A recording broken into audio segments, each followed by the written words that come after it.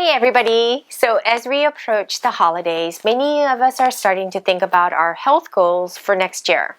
I know many of you struggle with weight gain, fatigue, brain fog, and general weakness. It's not you, it's our environment. We all are so overextended, overcommitted, and overstimulated like never before. We live in the information age where we are constantly bombarded with alerts fighting for our attention. Our brains are becoming addicted to distraction, checking our social networks, email, and app alerts constantly. Problem is that this results in declining productivity with things that are important to us, like our creative goals, spending quality time with family, and making progress in our lives. As the holidays approach, we know there will be lots of food, celebrations, and vacations with family.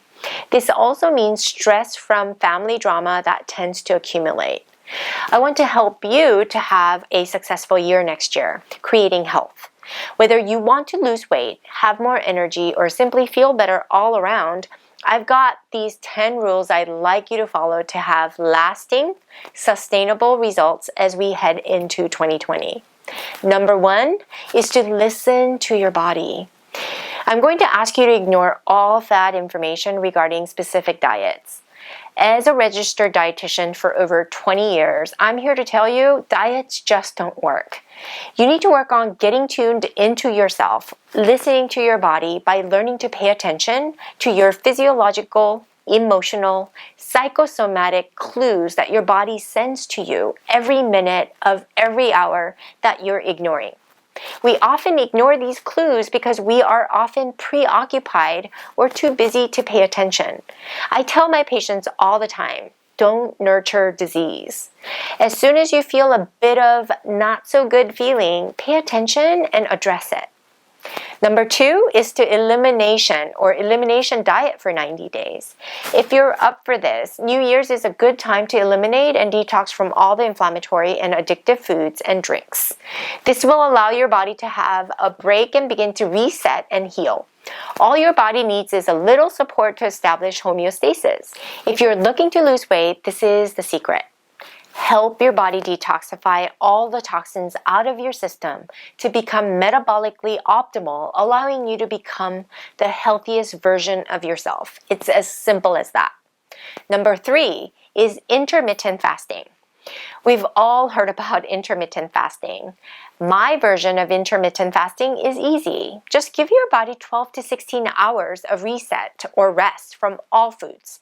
This means if you have dinner at 7 p.m., don't break your fast until 7 a.m. or up to 11 a.m. the next morning. When you allow your gut to rest, it focuses, or your body focuses on regenerating rather than digesting the foods. Regenerating keeps our body doing what it does best, establishing balance to heal. Number 4 is to eat mostly vegetables. Whether you're following a paleo diet, vegan diet, etc., we all know that we should eat more vegetables. Have every meal, including breakfast, be 60% vegetables. Starchy vegetables like potatoes really don't count. For breakfast, you may include lots of spinach or tomatoes in your omelet. For lunch, opt for a salad with dressing on the side. And for dinner, steam broccoli or any vegetables of your choice with a protein source. There is lots of conflicting information about what you should or should not eat. Don't pay attention to this unless you are doing an elimination diet. The goal is to be able to eat all the foods in moderation. The problem is admitting that eating in moderation is very difficult for most of us. So constraint and structure is not a bad idea.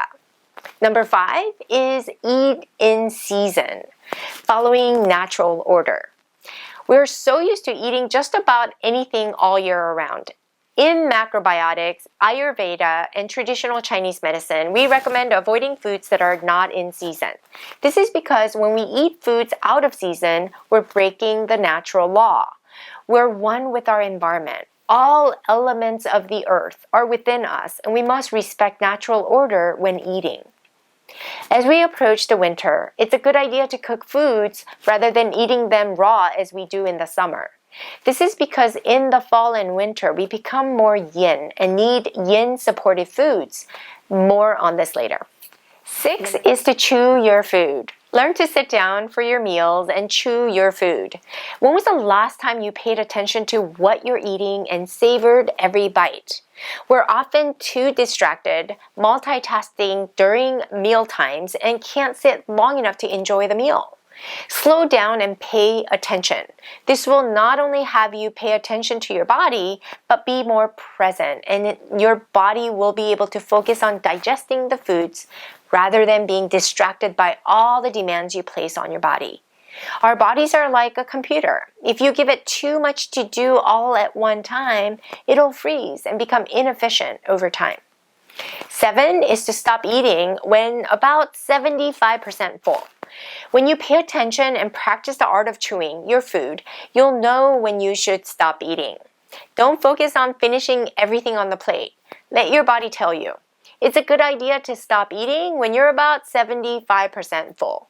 This will not only provide you with energy after a meal, it'll prevent the post-meal fatigue we typically get from stuffing ourselves.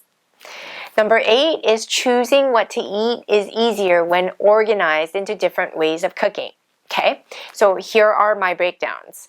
Number 1 is soups and stews, stir fry, salads, and roasted or steamed vegetables. As I mentioned, opt for eating more vegetables. Easy way to do so is to make soups where you can easily incorporate vegetables. You can also make stir-fry dishes, salads, or roast vegetables. Cooking this way allows you to enjoy the different flavors